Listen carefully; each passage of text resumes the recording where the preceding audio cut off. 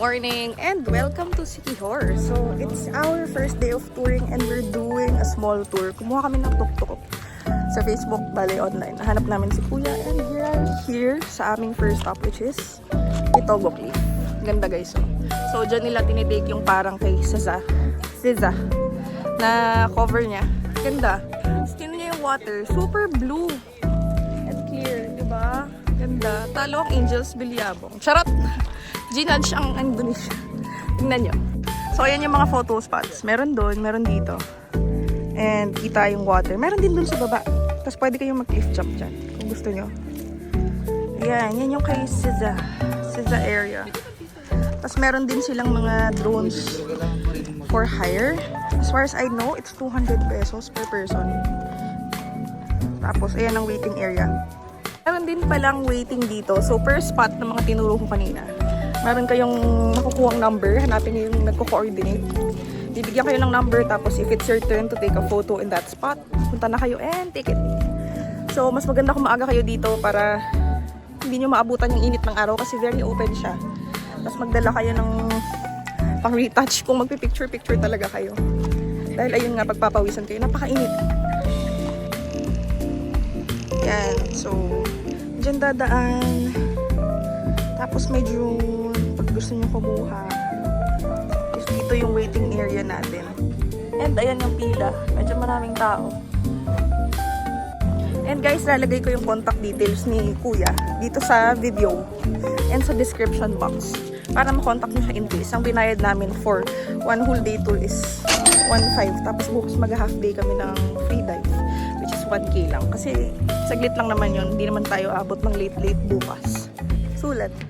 So, meron din palang, pag dito, what's that? Life jacket. Life jacket dito, guys. If you wanna cliff jump, tapos takot kayo sa deep waters, di kayo marunong lumangoy, meron yan.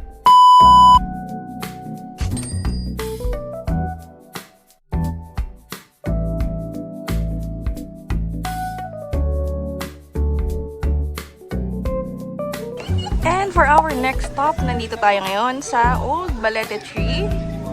Papunta na kami ngayon dun sa falls and this is along the way.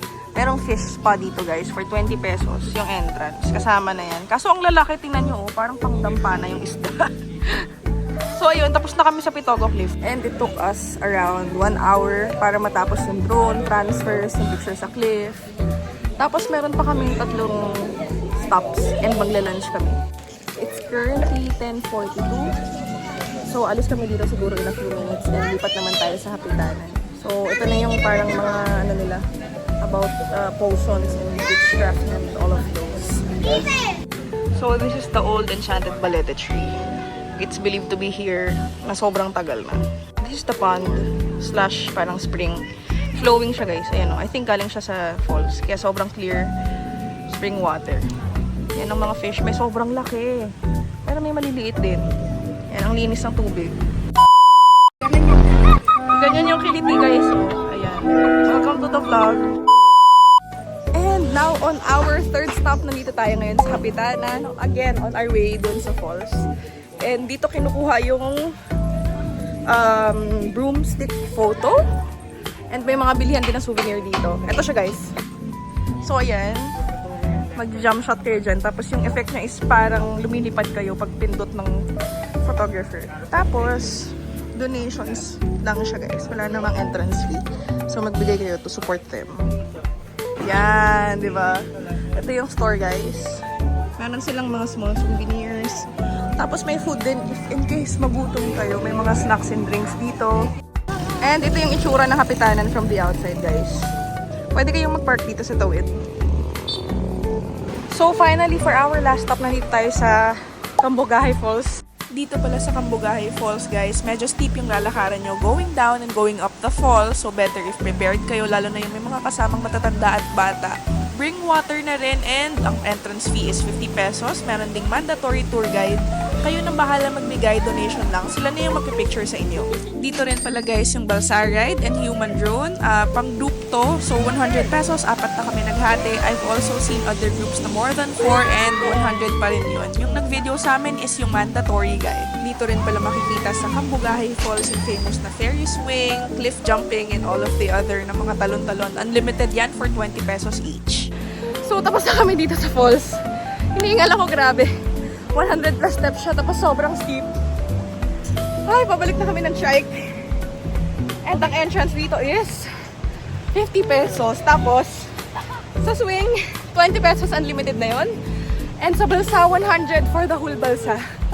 May kasama na yung pictures. Meron kaming tour guide dito. Bigyan nyo na lang. Ayun guys, make sure na nag-endurance training kayo. Kasi matutulad kayo dito sa mga kaibigan ko. So, it's our lunch stop. Nandito tayo ngayon sa gitna ng stopover. Pabalik na kami. And this is the food. Budol siya, 1,200. Andy rice. Yan, kain na kami. This is the view. Very refreshing kami lang yung tao.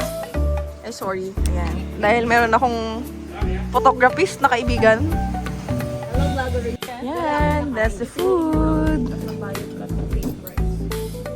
So, tapos na kami mag-lunch and this is the name, Kananan Salazi. We are now going back sa aming hotel because our next stop is sa Paliton Beach and magda-dive kami dun. Or snorkeling, whatever there is there. Pero sabi nila maganda daw yun na beach. So, daanan na muna namin ang gears para di naman sayang. Hi guys, so this is our last stop. Actually, kanina pa kaming 3 PM nandito. Ito yung Paliton Beach. And ang ganda ng sunset. Ayan. Dito rin yung... Hi! Dito rin yung yung swing, guys. Pakita ko sa inyo. Ayan, guys. So, may mga nagsiswing dyan. Bali, 50 pesos yan.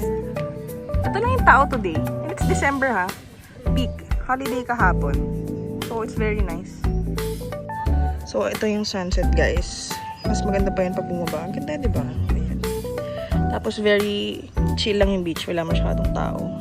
Bale, ang entrance fee pala dito is 20 pesos per person. Tapos, if meron kayong bike, motorbike, or trike, ang fee is 20 pesos din. So, technically, ayun. Tapos may mga nagtitinda din dito guys, mga food, drinks, seafood mostly, souvenirs, marami. Oh, shout pangalan ni Kuya. Ito po, shout out sa'yo, Kuya Gymnos. Shout out mo si Kuya, kala mo naman may nanonood sa akin. So it's currently around 6 PM and nag-sunset na rin dito sa Paliton Beach. So far, naglast yung tour ng 8 to 9 hours. That's it for this vlog. Thanks for watching guys. See you on my next one. Bye!